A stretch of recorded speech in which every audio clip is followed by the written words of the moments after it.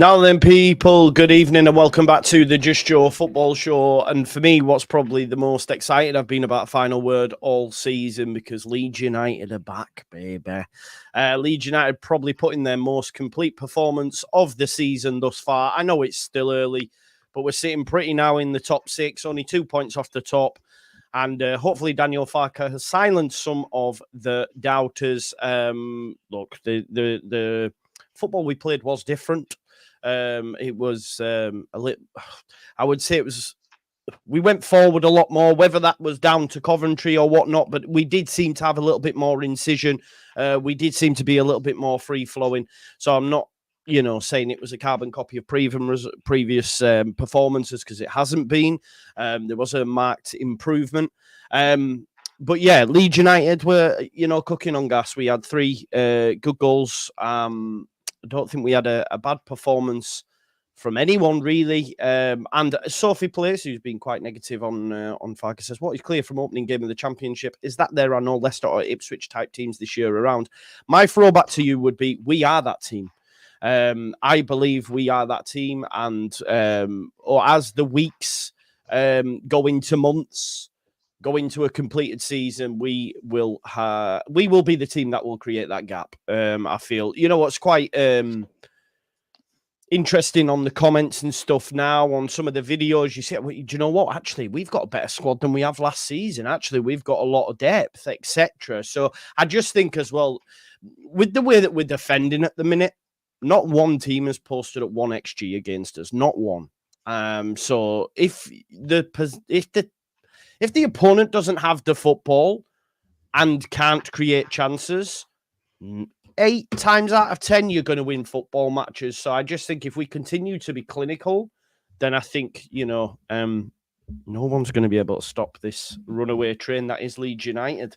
Jer, I'm going to come to you first, if that's okay. Just to get your thoughts and opinions on the game yesterday, and obviously what Farke got right in a sense. He got very little wrong yesterday. It was good across the park. Defending when we had to defend was really, really good, really well organized. The shape defensively was very good. Shape going forward was excellent. Moved the ball quickly. I keep saying it, and I'll say it until it changes, but this team is really good when it has tempo, when it's locker, when they're moving the ball quickly. Best example of what I keep talking about when I mean tempo is the Willie Gnonto goal. How quickly the ball goes from Aaronson to Firpo. There's barely a touch. It opens his body up and it's gone straight away into space. And it works out really well. So that was great. A very professional, snappy performance, I'd say, from Leeds all across the park. That's what I wanted last week. I wanted more positivity. I wanted it a bit faster. I wanted us to push on just a little bit more. Not a lot more, but a bit more. Last week just left us feeling like there was a little bit of something missing from what was 3 points. This week, I think we got it. That was a very, very well organized, positive display from everyone across the park. I thought Brendan Aaronson was phenomenal during the game. I thought he was absolutely excellent. And Willie Gnonto, probably the most grown-up performance I think he's put in the Leeds shirt. He looked like no rolling around the ground, whinging and moaning when it wasn't going his way, no getting involved with people. Just from this minute that game started till he went off, did his job and did it really, really well. So across the board, very positive. Everyone did what they had to do. Melia makes a good save at the very, very end when he needs to be tuned in and awake, and he is still, and makes a save.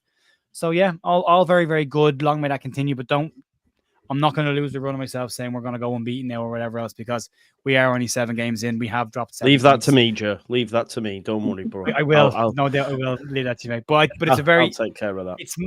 It's more like what I want to see from Leeds. And even if you don't get the result like that every week, as long as the performance is like that, the right things are coming. So, yeah, for me, all good. Good day at the office. Good 3 points.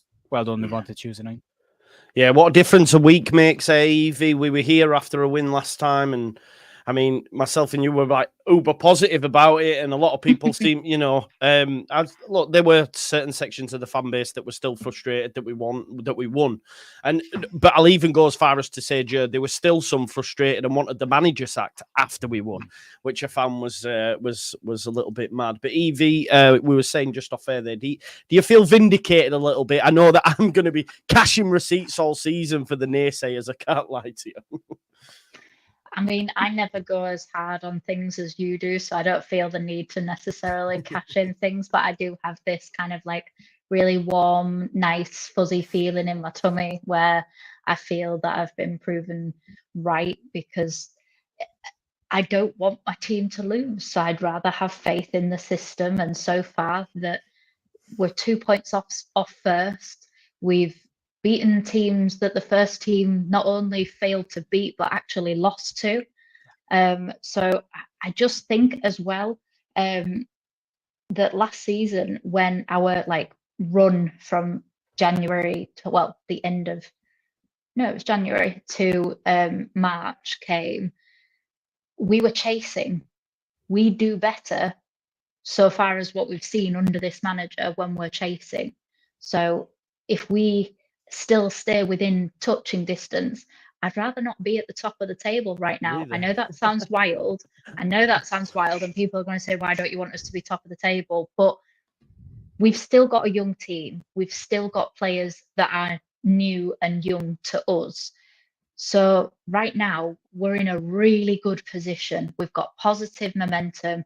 All of the statistics are going in the right trend. We're winning games comfortably. We're not being tested, but that doesn't mean that we won't ever be tested. I'm not saying that. But by the time we do face those games where we are properly tested, the team are going to trust one another because they have faith in the system. They have faith in one another. They've built up those connections and those, trust one another to cover. Last year, there was so many times where kind of Rodon would just cover everybody at the back. And, we've got a new right back. We've got, obviously, it's kind of a new centre-back partnership because they didn't play properly since, what was it, November? The time that that was the last proper run of games where Pascal and Rodon played with one another. So we've got quite a new dynamic in front as well. I just think it's all starting to knit together. And even while it's knitting together, we're still getting results. 2 points off the top with a fairly new team in terms of actually 4 or 5 out of the starting 11, not only are on the bench, they're actually fully out of the club. And we've got new bench players. So all of these things, and we're still getting the results. I am over the moon delighted and so glad that so many people are starting to just shush with the Farke out stuff, because I don't understand what more the man can do than win us games. Yeah, no, exactly. You bang on the money. Matty, welcome Matty as well. Matty obviously has been on our fan phone-in shows, regular watcher, and now has a YouTube channel. Welcome, Matty. You were at the game yesterday. You were in the ground. The atmosphere seemed, a lot better coming from the TV anyway than it has been in recent weeks. And I guess you were buzzing with the performance as well, mate. I was, pal. Yeah, well, mate. Just before I touch on atmosphere at stadium, can I just say thanks for having me on. I feel like a competition winner. Hopefully, I can be worth my place on tonight's show. But yeah, I've watched you for years, Joe, and everybody else who's on it does some amazing stuff. Don't want to go too deep, but a couple of years ago when my mental health weren't that good, and I out on many social media platforms, and I lost touch with a lot of friends for like the way I were. I didn't want to see people, but sounds a bit daft, but you were always there. I'd look forward to your videos, whether in a good mood, a bad mood, a sad mood. I'd always tune in, and I'd get my Leeds news solely from you, Joe. So I just want to say it's amazing to be on here. I don't take it lightly, and I love what you do. You know what I mean? So just want to say Thank you, mate. Don't make me cry, yeah? Don't make me cry. No, seriously. I just wanted to say that, mate. I don't want to go too deep, but I just wanted to let you know, mate. It means a lot. Thank you. Thank you, man. It doesn't take a lot, man. He'll be off in a second. If you say Bielsa, he's gone. He's gone. But yeah, the atmosphere at Ellen Road, it was the best it's been this season, in my opinion. I still go back to what you said in recent weeks about the expectancies there. It's still not bouncing. I haven't seen it bouncing really since I left the game when we came back, which you understand why that was bouncing. I had its moments yesterday where it was, the roof was coming off, but I think the way we play, sometimes a slow build up this season, you've seen that the fans get, a little bit distressed during 10-15 minute periods.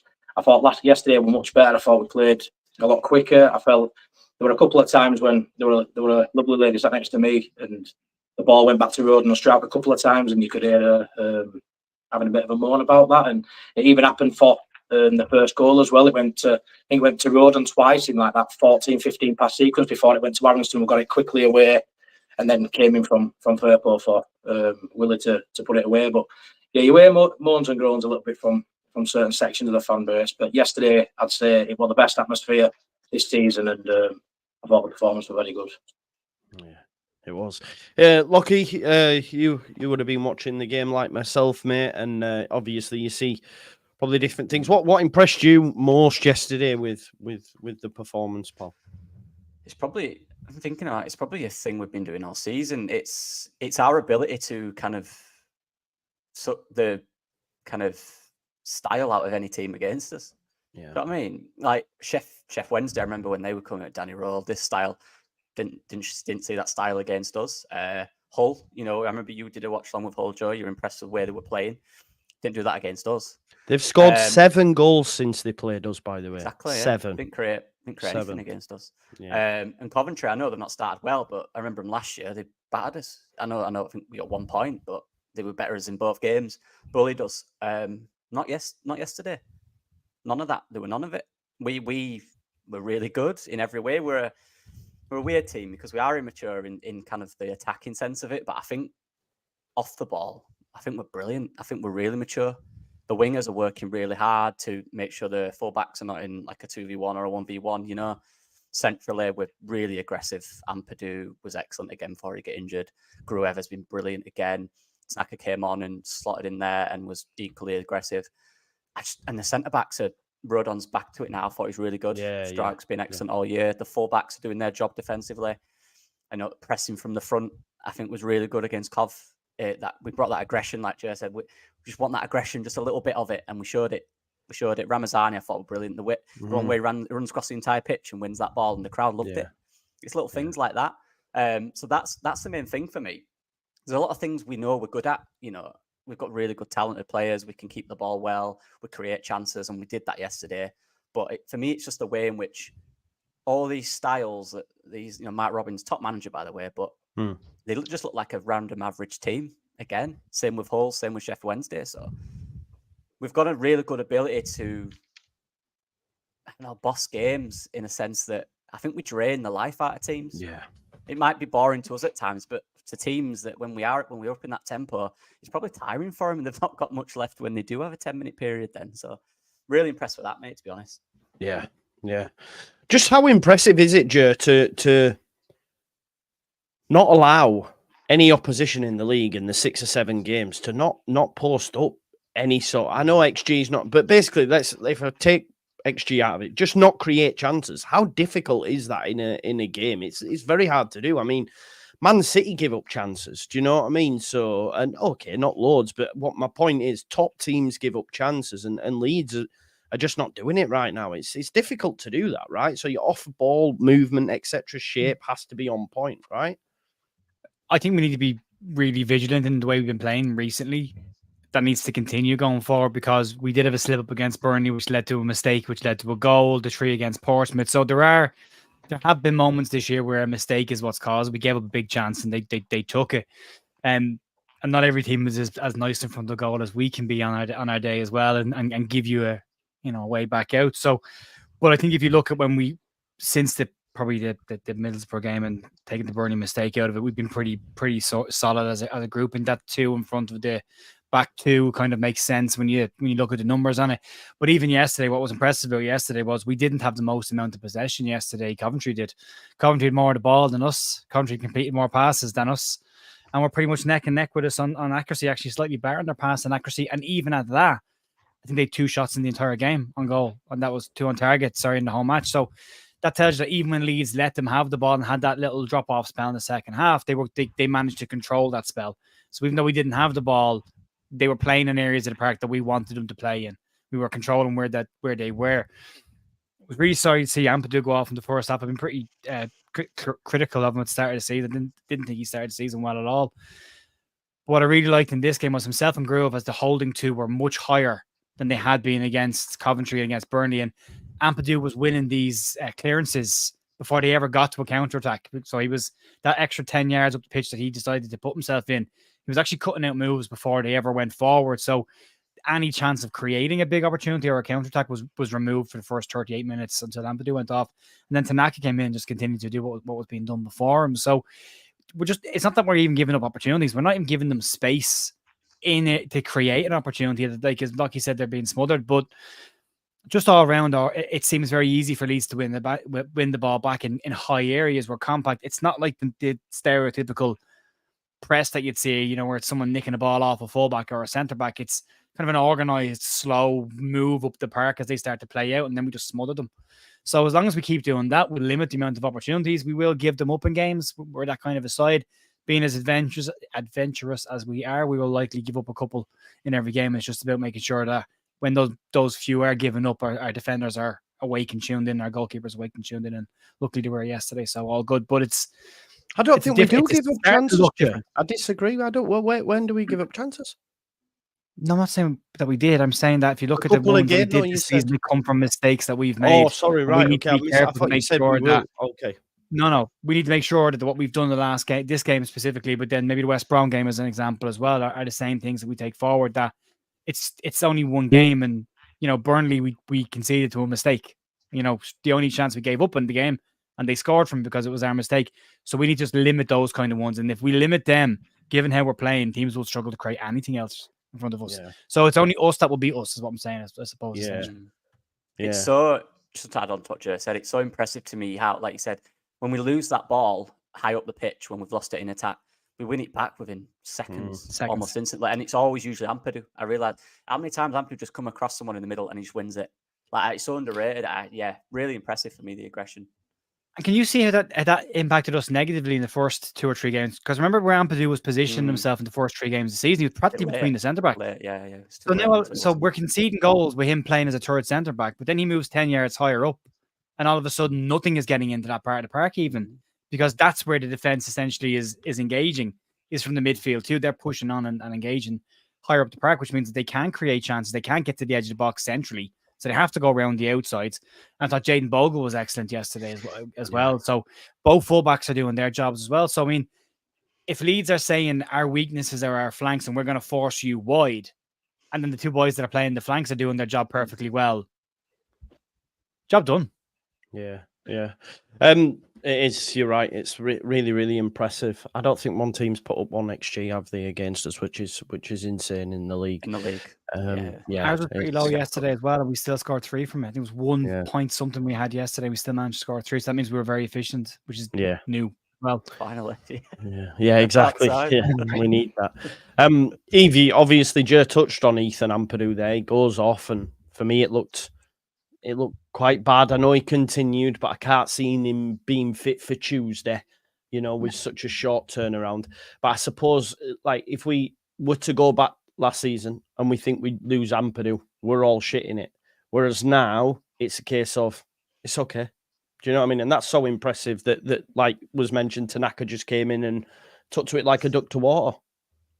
And what I loved was the fact that, can anybody realistically say before they saw the game that they thought that Tanaka was going to be the Ampadu replacement and Tanaka was going to be the one sitting back, because it was Gruev who carried on going forward and it was Tanaka who was sitting back.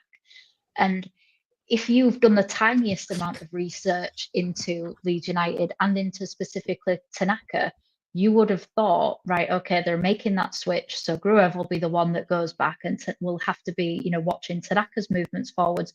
It took me by surprise, so I guarantee it took Mark Robbins by surprise, because of the fact that none of us would have expected that. We always saw Gruev and Ampadu cover for one another, and that's why obviously we've, at times people have got frustrated playing with 2 kind of DMs. So the fact that actually Gruev was, and I think that goes down to Farke pushing him forward in pre-season, all of those times where Gruev has had shots during pre-season, he's finally actually getting the chance to move forward, because Tanaka doesn't necessarily feel the weight of the captaincy on his shoulders like Ampadu does. So Ampadu is a lot more reserved with his protection of the back line, whereas Tanaka probably releases Gruev to go and be a little bit more creative. And then if they do feel the need to swap and change, then they can do, because they've both got that in the locker. And the fact that, Gruev has had, 3 times, 4 times as many shots at goal already Really this scored a season. beauty yesterday, didn't he? It was, yeah. I mean, brilliant save by the goalkeeper, considering how crap he was. He also it was kept them bad. in the game, Yeah, it was which bad. is quite ridiculous, really. It probably should have been 6 or 7. But yeah, I just love the fact that we've got surprises up our sleeve. You know, like we've got players who can do different things. By the end of last season, it became so frustrating because we were very one-dimensional. And when those players didn't do what they were supposed to do, we didn't have an answer to it. Whereas now we've got slightly more versatile players, or we've got players that are being allowed to be let off the lead, kind of thing. You know, no one would have expected Gruev to do that role last season. Whereas because we've had the change, he's been allowed to do this, and all of us, you know, and the crossballs, I thought Tanaka and Gruev both did some brilliant switches of players, which both led to shot creating / goals. So more of that, please, because again, it just offers something different. We don't have to be as predictable when we're coming up against something. You know, changes in individual players is as much a part of having a plan B as having a full plan B. Because if you've got players who are used to playing a certain way for X amount of time, that's not working. And we've got a player who can swap the way that they play. It offers us something more dynamic. And yeah, that for me is again why this performance, not only the result, but the actual performance was our best of the season so far. Yeah, Gruev, I fucking love him. I feel like I have to back him though as well. I really, I thought he was class again yesterday, and it was quite interesting when Tanaka came on and he was dropping in between the two centre backs and all that sort of stuff, because yeah, that's what he did when he made his first cameo. Because I remember mentioning it at the time, and obviously I think, like you said, people just assume because Gruev is a more defensive-minded player that Leeds United are always playing with two like deep-lying playmakers, which for me hasn't been the case this season. The heat maps will show you that, you know, and then to see Tanaka come in and just basically mirror what Ampadu was doing, it's like, well, there you have it. Do you know what I mean? I think Gruev, yeah, deserves a lot more praise than he gets, because for me, he's been the most consistent in there. Now, of course, it is only, 6 or 7 games. That's fair. But I think, and I can't wait for him to land one of them shots. I remember when he had that shot straight away, I just went, "Are you not entertained?" Because I was just like, yeah, have it. Because, yeah, it was great. I mean, Lockie, you'll be able to speak some more on the midfield dynamic and that. You've watched a lot of Tanaka and stuff. Yeah. Yeah, they can all dovetail and work together quite nicely, can't they? Yeah, well, Tanaka last year for Fortuna Dusseldorf, he did play deeper than the year before. The year before, he played 8/10 often, but he did play deeper. Obviously, they had to have some really good midfielders there that are more attacking than him, so he kind of played deeper. And when they played out from the back, they played a similar style to us. They did play with that. You know, they went to a 3 at the back, and he dropped twin centre backs. So he did do that last year for Fortuna in a few games. But the difference there, he could attack the box as well. But so he can do it. He's comfortable doing it, and look. You could tell, I think it took him 10, 15 minutes to actually get some touches. But that's, again, understanding where he'll be and all that stuff. But once he got touches on it, you could see how confident he is and the way he demands people. And yeah, there's a lot more to see from Tanaka.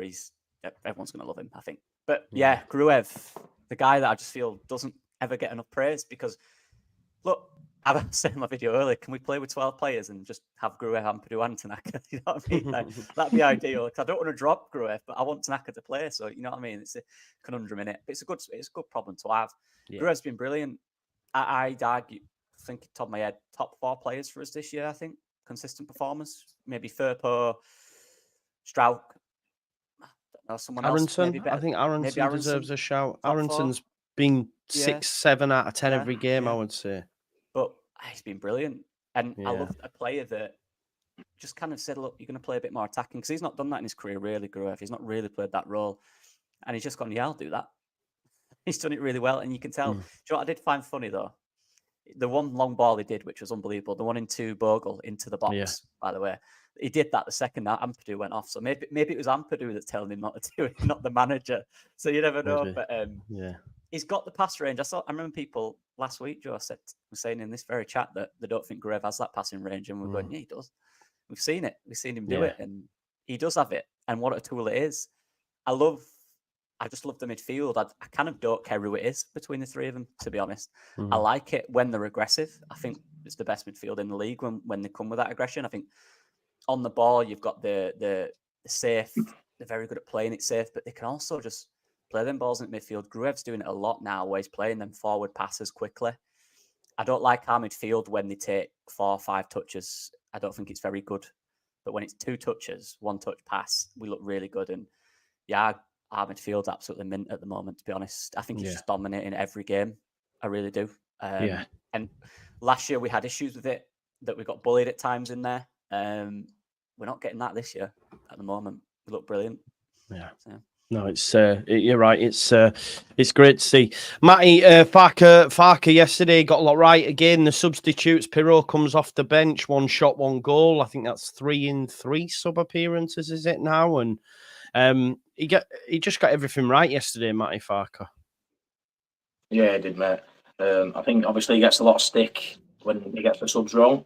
So I mean, I do feel like Pirot's getting his flowers now, and he deserves that. He's coming on, is affecting games, which is what he's there for. I do feel like Farke's maybe not getting the praise for the substitutes, because he's bringing him on, he's choosing the right moments to bring on when games stretched, and Pirot's coming up with these goals.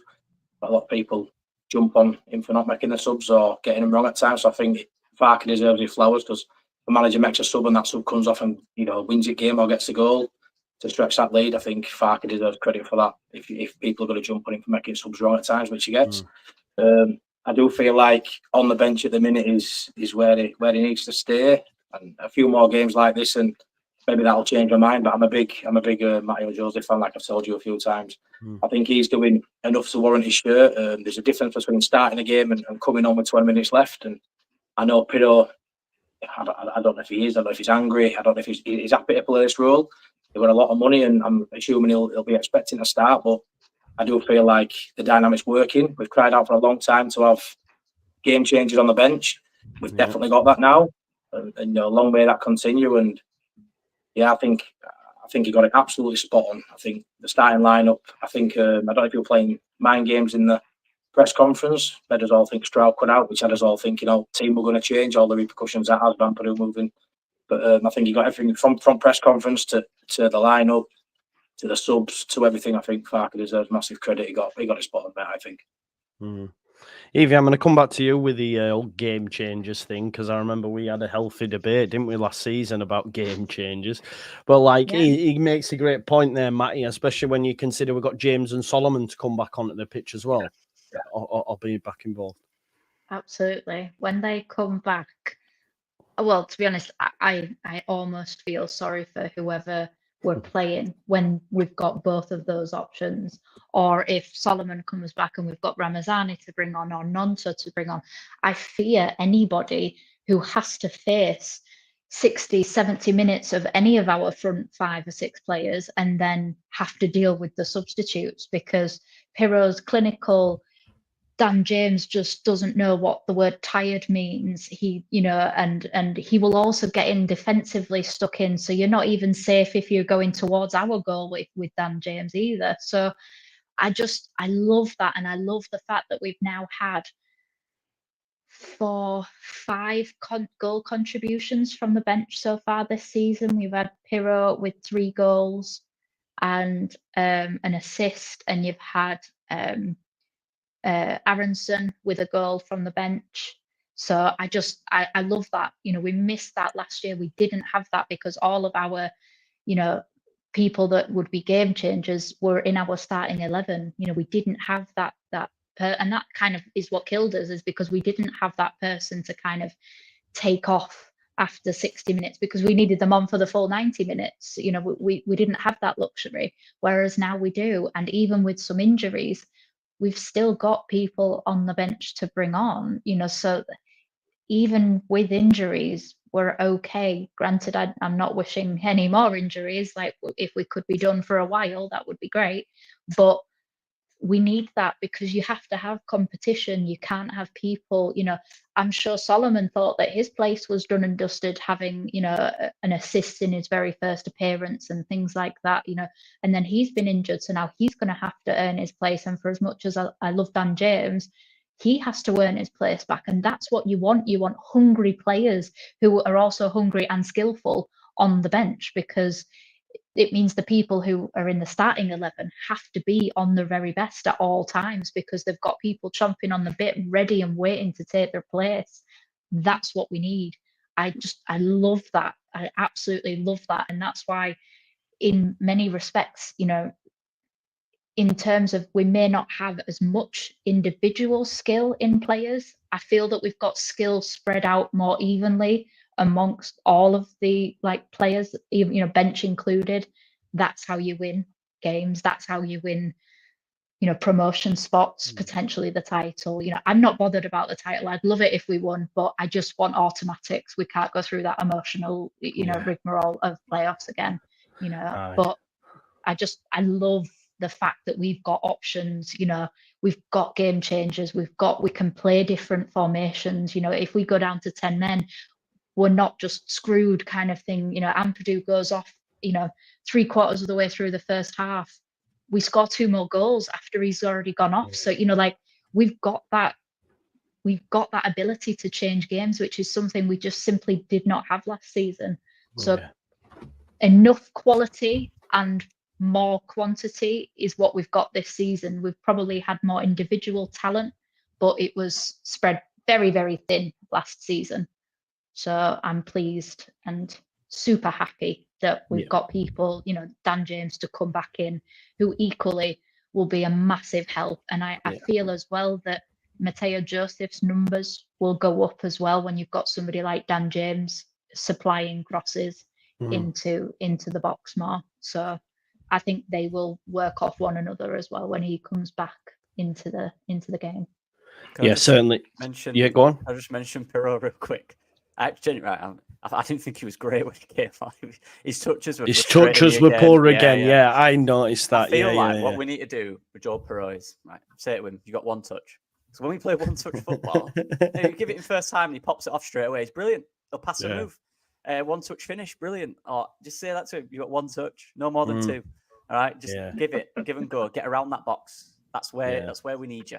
Go there. Don't drop near the centre backs and try to pick it up ever again. You stay up there and get goals, because like you said, 3 and 3 from a sub.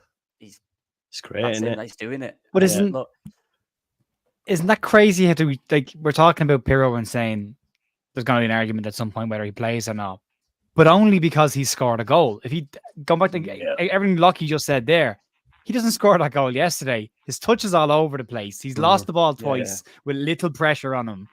Yeah. The fact that he scores, the narrative is 3 goals off the bench and blah, blah, blah. And you're like, the amount of other stuff that Mateo Joseph does in terms of hold-up play and link-up play, we just don't get that from Joe Pirro. And we've seen that movie before with Joe Pirro. We know what happens. I fully, and I mean, like you were talking about this during the week last week, I'm looking at Rutter's stats up till this point last year versus Aaronson's.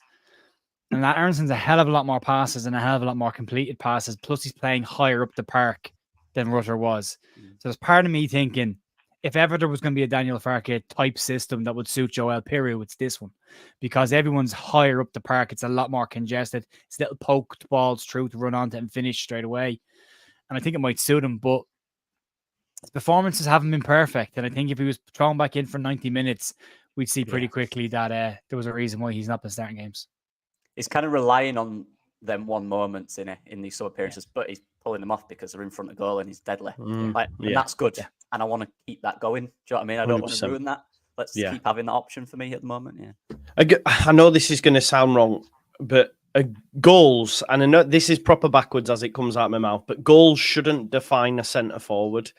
Which I know sounds wild because obviously, but depending on the type of centre forward in your system, exactly. Yeah, because someone might look at, there are people that say Joseph's not doing it because he's not scoring goals, but when you actually watch him and see what he does, he's and then like it's been said about the pressing, the press was so aggressive in that first half, and he's a key part of that. He's normally that first line in defence that runs it into the ground, and he's still a young lad. And like Farke said in the pre-match, he's like got assists, he's scored on international duty.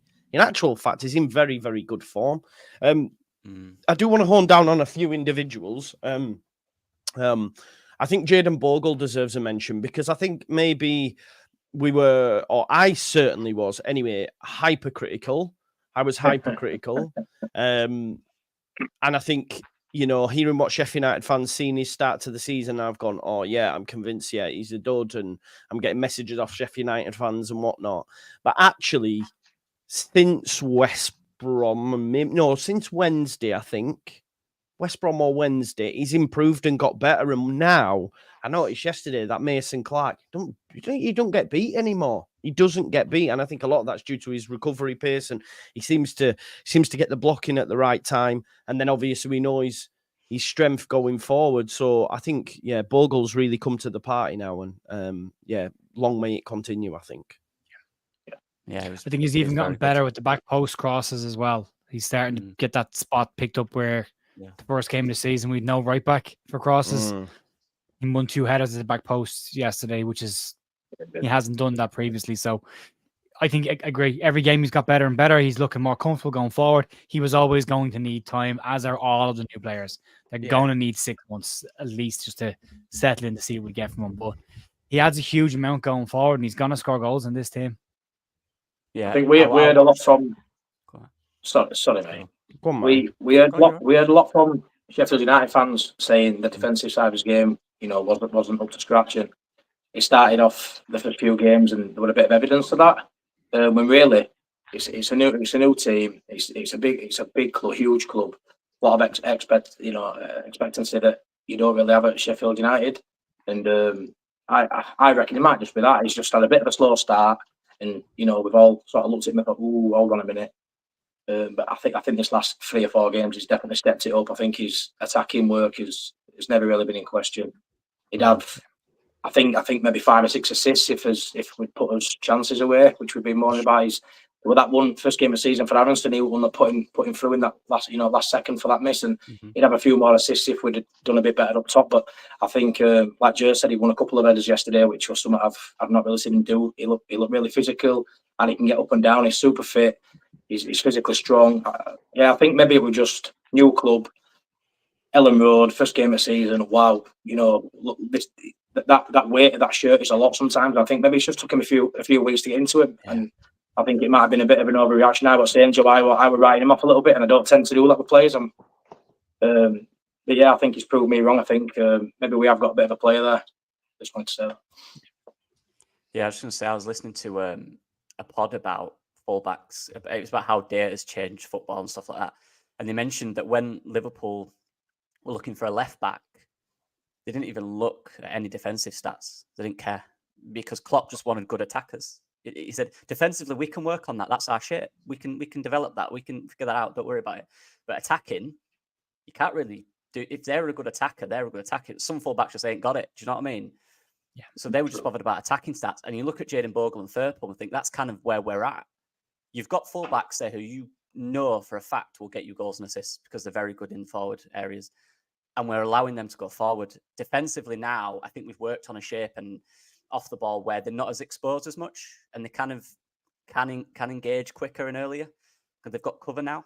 And that's what we're doing. And that's really good because, like you said, the attributes of those 2 players are get goals and assists. And it's great to see yesterday a left back again with an assist and a right back with a goal. And look, if they keep going on at this level and do keep that better defence that I think they have improved, to be fair, in the last few weeks, we're looking at really dangerous weapons in Farke and Bogle. And I just want to ask, I don't know if we're going to talk about him anyway, Joe, but is Farke our best player? Smart, isn't it? I'm being serious. He's so good. The assist's brilliant, by the way. The assist. It's been good since January. Yeah, since January. How good would a Joe Wayman in his prime have been for us if Junior Farke was this good? Give me prime Joe Wayneman. I remember. Oh man, you've got to understand that was like I think we were Premier League getting whooped week in week out, and he was bad. But He was. like I was wrong, so wrong, and I'm so happy JT's for him boy. as well. JT's boy. JT. Yeah, JT. he called it, didn't he? Yeah. He's had his back all along, hasn't he? A broken clock's right twice. Yeah, I was going to say, he's got plenty wrong as well, JT. Yeah. Yeah. Has he been our most consistent player, would you say, since January last year? Yeah. I'd say He's so. defending's better as well. Yeah. That's We the don't thing. worry He's about different. No, you don't. No. I have zero worries about anything on the left-hand side of the park. When the ball goes over there, I don't even budge on the sofa. I'm like, it's fine.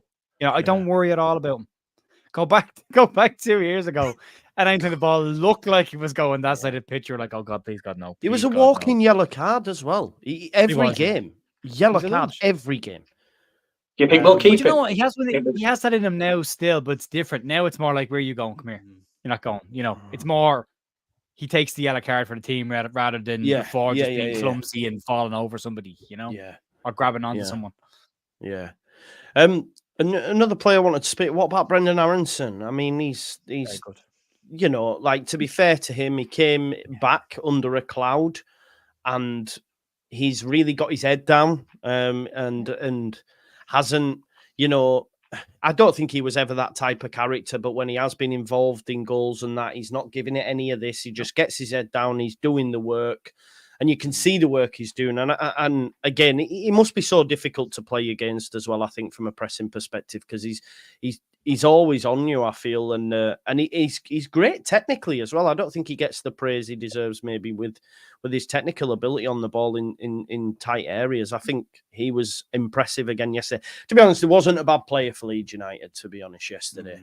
But I thought Aaronson was great as well. Yeah. That was the best Aaronson. I've seen. I think we've seen Aaronson play since Chelsea in the Premier League. That was the best performance I've seen him have since Chelsea.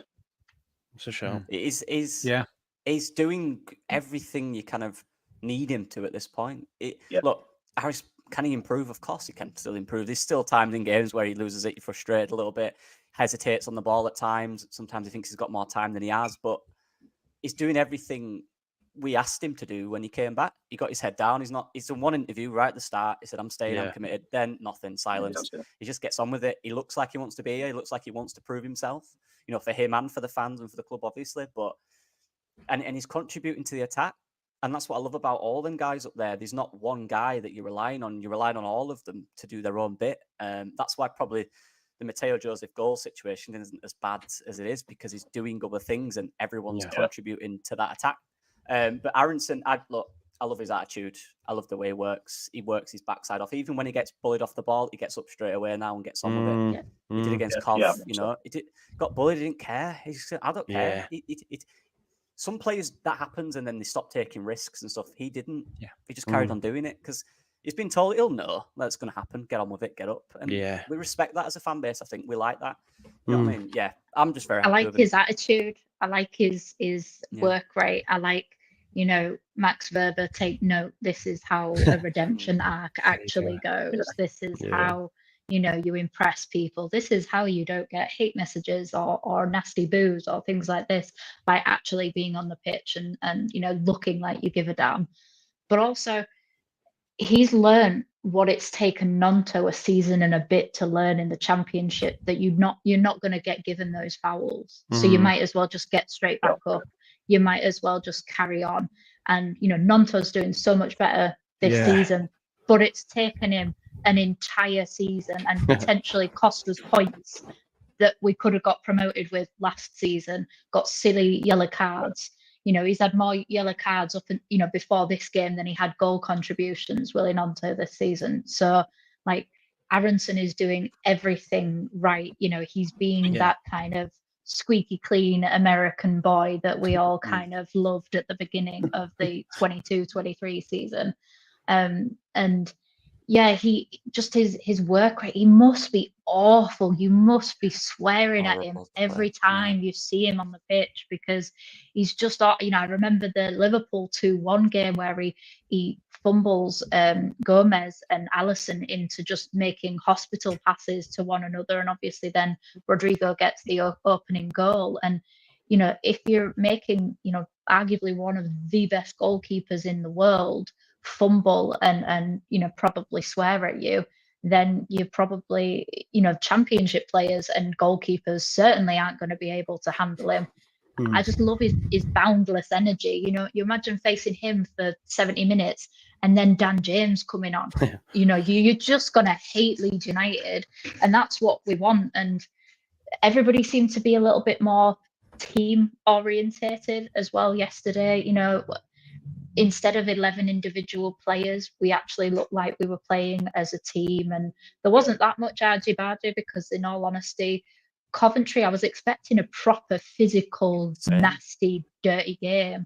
And they were just pathetic, if I'm being honest. Like, they didn't even give us shit, really. You know, and I want it. That's what you expect from Coventry. And they just didn't do that. But yeah, Aaronson is well on the way, in my opinion, to achieving his redemption. I am still slightly worried, though, because he started off really well for us before. When he went to Union Berlin, he started well, thingied off. I know, Joe, but Daniel it's a Farke. pattern, right? It's a Daniel career pattern Farke. Yeah, but well, no, I don't even think it's Farke. It's a very different scenario, though. I think if you look at when he came into Leeds, we were doing well, and then we weren't, and he was part of that, and then he became a focal point for the hate messages and the chants because he was American and Jesse was American and Weston McKennie came in, then that all became anti-American. Then Union Berlin weren't great last year by all accounts. He started very well, but he did start playing games and then was dropped out of the squad. But they didn't do well last year at all. They were struggling. And so the 2 years he's had back-to-back have both been years where teams have been struggling in the top flight division. This time he's coming into a team that's not struggling and is going to win more games than it's going to lose, has more of the ball than the opposition will have him most games more often than not, will have them have more ball in every game, will be the attacking side more often than not in most games. So he's an awful lot of that stuff in his favor for this to be a positive move and to last longer, because he's going to have way more of the ball. He's not going to be expected to be tracking back as much. He's not going to be losing as much. His confidence can stay high. And I think Brendan Aaronson is very clearly a confidence player, very much a confidence player. And as long as we're of that, and he is, like, he's got 2 goals, 2 assists already. But even outside of that, he's involved in the Nanto goal. Without his pass to Firpo, Nanto doesn't get that ball in that position, doesn't score. So he's vital there. People are still saying we missed out on number 10. We didn't. We bought him a year earlier. That's your number 10. He was brought in as a number 10. He didn't really play for us. Now he's a number 10. And I think he's doing a fine job. Those little cutback passes that he puts through the lines, with that, Ramazani was that close to getting onto one yesterday. They're going to click. They're going to get the timing of those right, Dan James as well. And you'll see the lads coming in from corners and just dink balls over goalkeepers. But that's another thing he can add to his game that you didn't get from Georgie, because Georgie was a different type of number 10. Yeah. But I think you get an old school 10 from Aaronson. I think he's been excellent. I do. My Go only on. thing is with players that energetic, that literally he's always top of the running stats. He wasn't. I think when we signed him, he was top in Europe, wasn't he, or something like that. Crazy. I'm not saying he won't. The challenge for him, I guess, is the word, is to keep that standard up, because we need that. And it's the same for Ramazani. Look, the energy he brought in the game was ridiculous. Can they keep that energy up? Because, like you said, Joe, when we're slower and we don't have that energy, it is a bit of a worry.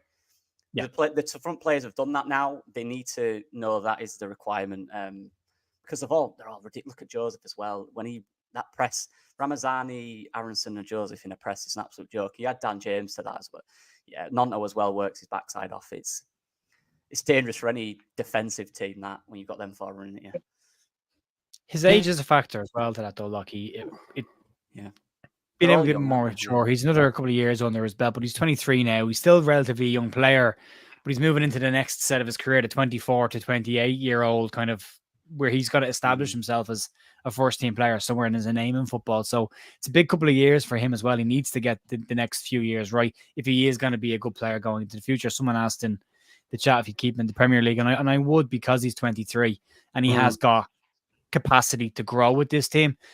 If Farke can coach him to be a better player and break away from this narrow systems that he was used to, if he can do that with him, you could have a hell of a player on your hands in the Premier League with another year behind him. And again, number 10, Pablo was at his best year with us between 30 and 33. Yeah. Were his best years. Yeah. So Brendan's got 10 years before we need him to get to that level. So he's got plenty of time.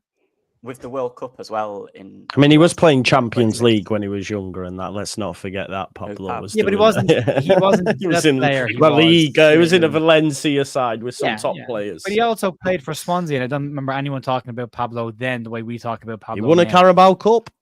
He won a Carabao Cup.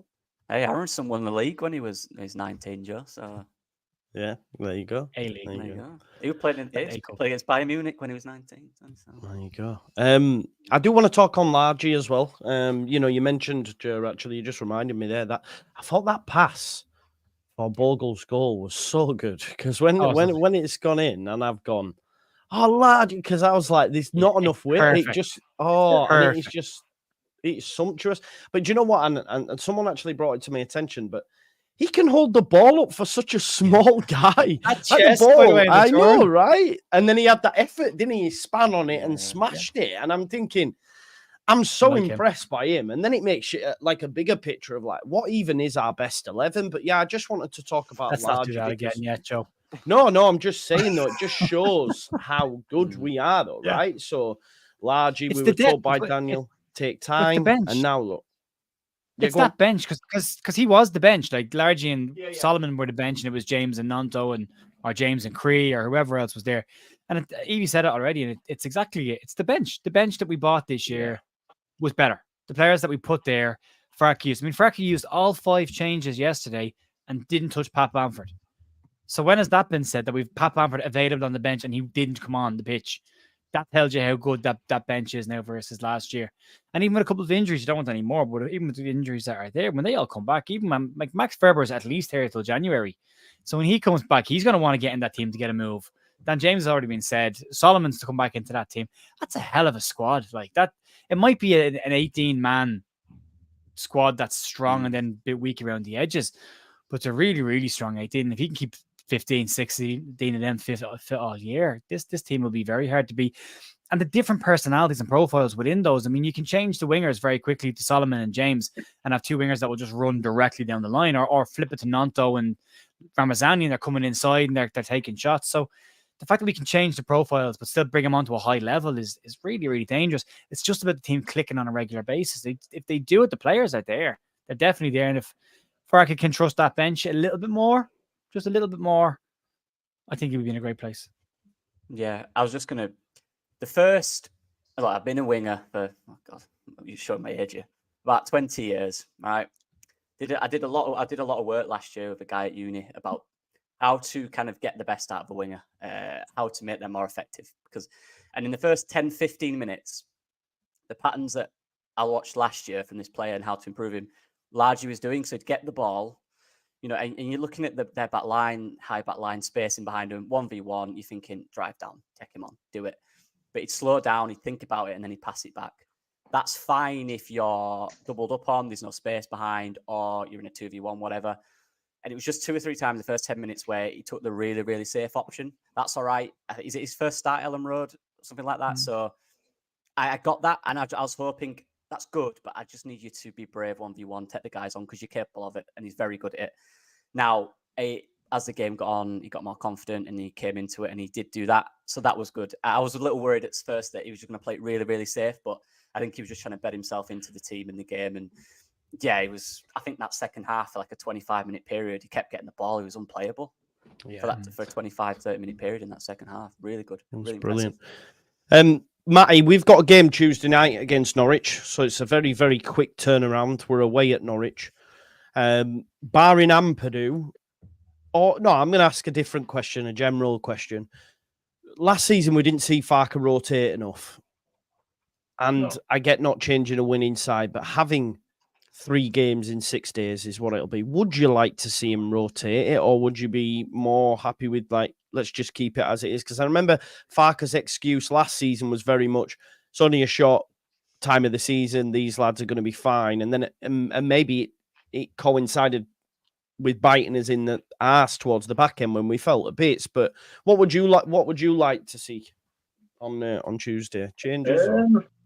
I think he's got the squad. He's got the squad to rotate this year. I mean, I think if we had all those wingers fit, you could argue we could have definitely rotated a couple of them. That would have been an easy change.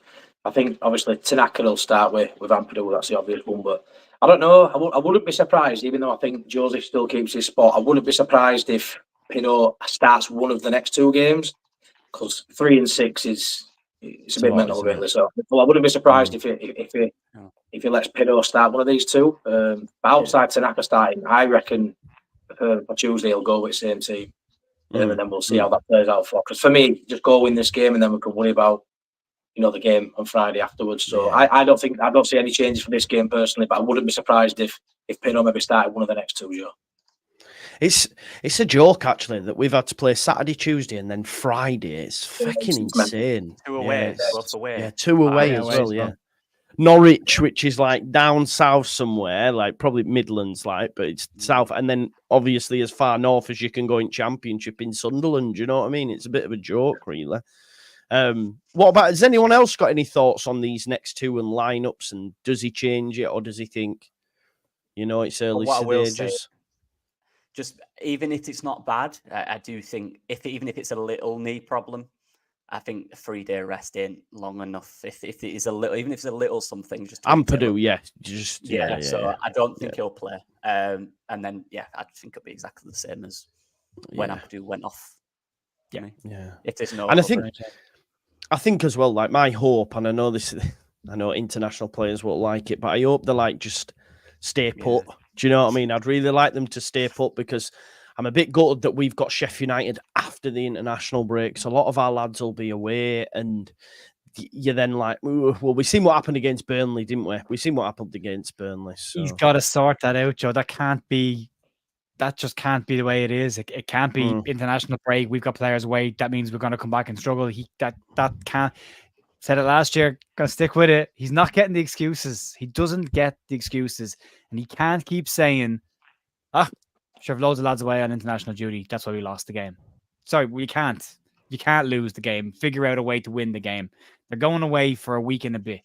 They're not going to forget how to play for you in a week and a bit. I haven't played that way every single day for 2 years. So just sort that. That can't be an excuse, because there's another one in November, and the one in March last year was a shit show after it. So he needs to sort out Leeds, how they return after international breaks. Whether it's a case that he only plays the players or works the players that are available and that are still there, and he changes the squad for that game. But he has 2 weeks to work with players that he hasn't had a chance to work with. He'll have Ramazani for another 2 weeks with no game. He had him for 2 weeks after the transfer window closed. He has Schmidt for 2 weeks to work with him and getting him bedded into the team and the squad. So there's opportunities there as well. But he needs to fix that out. The same with his starts to the season. It can't just be a case of, it doesn't start the season great, but that's just Daniel Farke, or international breaks will always be a problem for us. But that's just Daniel Farke. It's okay, though. It's just those games. And then you lose out by a couple of points. So we can't. That has to be fixed and has to be addressed and sorted. We can't come back from the international break being like, well, we'll lose this game because it's an international break game, and we can't, because it's them as well. It's a really big game. These next 3 are huge, actually. Because Norwich are going all right. Sunderland are did we not come back against Leicester, though, in an international break as well and beat them? We did, didn't we? Yeah, I thought we did. We had one really good after international break. Millwall, we beat 3-0, I think. I think we beat Millwall. Got to do that more often. That's he's got to fix the things that were issues of the past, and then he'll be fine. Like he's beaten Coventry, didn't beat them last year. He's beaten them now this year. He's got more points against them this year than he did in the entire season last year. Good, that's great. You're doing things that you didn't do last year. Same with this. Start winning games out of international breaks and stop worrying about them. Because when we go to the Premier League, and we will go to the Premier League, every single team in that division has most of their squad on international break, and you're going to have to deal with it and figure it out. It's true. Right, I'm going to go around now. What's a decent points return before we finish in these next 2 before the international break? I think 6 could see Leeds United sit in the top 2, if I'm honest. 6. That'd be beating Norwich, and then, of course, beating Sunderland, who occupy one of the spaces in there as well. People won't want to hear it. I don't even think 3's that bad, personally. 4, great. 4, good. 6 would be amazing. But I just wanted to get people's general consensus. We'll go round the houses. Matty, we'll start with you. Sorry, what did you say? 4. 4. And where are you taking them? Where are you taking them? Are you not asked? We beat Norwich at Sunderland? I think possibly a draw at Norwich. Just because I think they're going to sit back. I think Sunderland play that type of football, what will give us chances. So yeah, I think we'll get. I'm positive we can get 6, but if it's 4, I reckon it'll be that way around. 1 at Norwich and 3 at Sunderland. Yeah. I'm getting hammered in the chat as well for saying Norwich was in the Midlands. Sorry, it's East Anglia. Geography is not my strong point, folks. I'm excited to play Sunderland actually, Lockie, because they're going to come and they're going to play, aren't they? So I've got shades at Norwich. Yeah, see, I don't know enough about their gaffer, so but points return for you, Lockie. It's the performance depending as well. If we play well and get 4 points, but we still look very good in both games, I'll be fairly happy with that, to be honest. Look, I watched them the other day, Norwich, and they won 3-2. Or was it 4-2 in the end? I can't remember, but that kind of shows what they're like. He's a good coach. He'll attack a lot. They'll leave spaces though, but they won't. I don't think you'll get a team sitting deep. That's Norwich. I don't think they'll play a block. Neither will Sunderland either, eh? No, Sunderland won't. Leeds should be what either, mate. There'll be good games, I think. Different tests what we've had though. Any testing transition and we'll cook. I'm telling you, bring it on. Bring it on. But we've not really had that so much this season. Or we just nullify it because we're quite good at that. So maybe we'll do that again. But I think they'll get a few more chances, especially the form they're in as well. They score goals, both of them are in good form, top of the league. But I think we'll just outdo them as well. I think we'll have the quality. I said I'll be happy with 4. I'll go 4. Yeah. Evie? I'm going 4 as well, simply because... Come on, for fuck's sake. Simply because I think we'll win at Norwich because I think they'll come out and I think that will suit us. But Sunderland's losses have come away from home rather than at home. And last year we got a really silly 1-0 loss away. So I would be happy to be a point better off.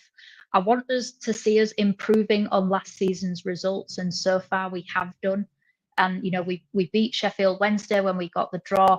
We beat Hull when we got the draw.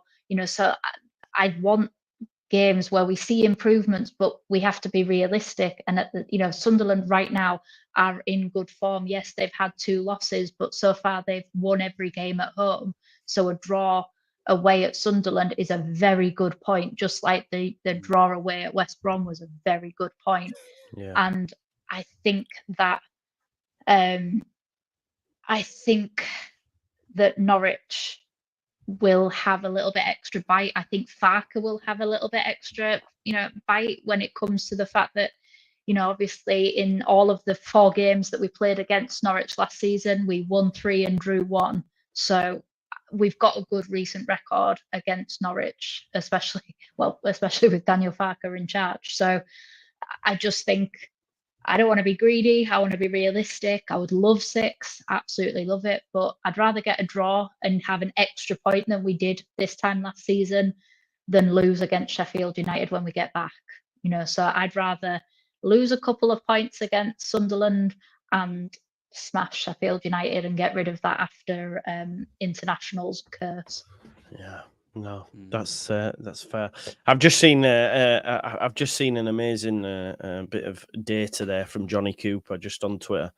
Leeds have faced the lowest XG in open play, fewest shots, fewest touches in their own box, fewest big chances, which is only 2 by the way, and have the joint most clean sheets, 5 of any championship team this season, which is 2 big chances against all season. All season, yeah. That's crazy. Why you play a double. We could see 3 first game, man. It's mad, isn't it? Yeah, it is mad. Outside the box can be classified as a big chance because it's outside the box and there's defenders in front of it. It's not classified as that. Good strike, that's with that. Yeah, it wasn't a strike. Over to you.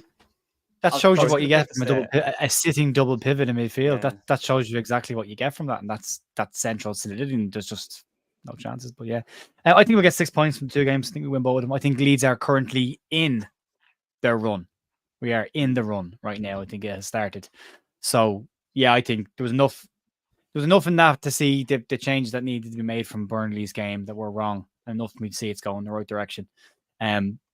He still needs to keep doing things to a certain level. And some of we can't slip back to the ones of the past. We can't bore our fans into submission. We proved this weekend that we can be, we can score goals and be progressive and have a clean sheet and a solid defense without being, a borathon as well. So, yeah, needs to keep on that. Make sure we keep going forward. But I think we're in the start of a run, 6 points, and then you come out of that international break. You've got Sheffield United and Watford straight after that. So if you can get 2 decent results in those 2 games as well, after that you went to Bristol City, Plymouth, Millwall, QPR, Swansea, win. So come out of the next 4 games with a decent chunk of points. But I think we win the next 2. Yeah, we're still yet to concede a goal away from home, by the way. So long may that continue. I made this claim on my post-match saying like we could, if it continues like this, we could see like record-breaking defensive numbers by the end of the season. But listen, it's a long old season, and of course it will be tough. But you just never know. But we've started really well. I know we're not on top spot, but I think we've started really well. It's Daniel Farke's best ever start as a manager. And, you know, do I have to say that 90 points again? But we do, you know, it is what it is. Yeah, I'm happy. Yeah, exactly. I said we're doing the treble. We're getting the XG one, the 90-point one, and actually winning the league. So, yeah, we're doing the treble this season, folks. Before we go, Matty, I watched your video yesterday. A few people have mentioned in the blog. Do you want to tell people, and can one of the mods put it in the chat form? And do you want to tell people about the channel, mate, and get people to go on over and subscribe? Oh, hello, can you hear me? It's coming to you. Yeah, you're coming to us sideways on, bro. Let's all turn our head and listen to Matt. You know, go on, Matty. Are you there? He's planking. Matty, I'll come back to you. Evie, tell us about your channel. Yeah, I've just filmed a review of the game that will be going on tomorrow. So that will be 3 in a week. So You'll be quitting your day job soon. Yeah.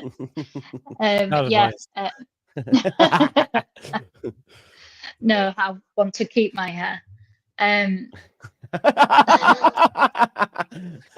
Yep, that's good. Yep. Yeah, so I've got that coming out tomorrow. Just going a little bit kind of deeper in my opinions on the game, the positives, and kind of how we need to be trusting the process. Yeah, good stuff. He's dropped off. Hopefully he'll be back, Matty. But if not, his channel is in the chat. Please go over and share some love and do subscribe. Same goes for Discourse of Peacocks as well. Make sure you go show Evie some love as well. Do you have your reviews? Do you have the news? What's going down in Town?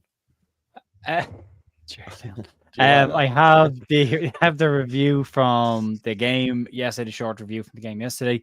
There will be a live stream tomorrow night to do the final review of the match. No news tomorrow. I'm taking Sundays and Mondays as my days off now.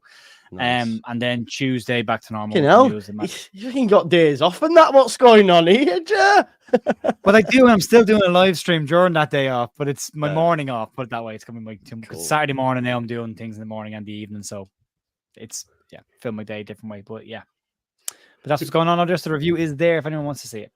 There you go. So make sure you go check out Leeds United review as well. And before I come to Lockie, I'm going to tell you a little story here. Right, I went to watch Leeds ladies today. Okay, take on Middlesbrough with my daughter. They're a much better side than Leeds, same division, but it was in the League Cup anyway. They won 2-0. Did Middlesbrough, and watching, and there was this lass. It was good technically on the ball. Anyway, I text Lockie. I was saying I was there. Oh, he only told me the same lass that I'd seen the number 10, and then he knew the number 5, and he was like, "Watch out for her, watch out for her." And I was like, I was telling Dave, who goes with, I said, how does he fucking know which players are good? And I'm watching with my eyes, thinking, hey, he's got knowledge, that lad. So yeah. Yeah, they were good, mate. The number 10 and the number 5. So yeah, Lockie knows ball, is what I was saying. Regardless of gender, he knows football. But yeah, Lockie, do you want to tell people about your channel, my man? I've done a player ratings from the game. I stopped doing them, but I'm going to bring them back because I enjoy it. It's just good to give a number to a performance. So I've got that. I'm not going to do anything else until the game because it's a quick turnaround. So, but after the game on Tuesday, I'll do another player ratings, and I'm going to do a Mateo Joseph tactical breakdown video for next week. Good. Because people will need that, because it won't be long before they're saying, he's rubbish, man. He can't score. Get him out. You know what I mean? It will be the next thing. Watch it. People say they've already watched it, but listen, I want to thank every single one of you that comes on tonight and gives up your time to come on this channel and for providing us all with great content. I want to thank you, the people in the chat as well. We're all just feeling great because Leeds United have won, right? So happy days. Make sure you go check out Matty's channel as well, just starting out his journey. Unfortunately, I haven't been able to finish with us because he's still planking. He's on that like fitness journey. What can I say? He's dedicated.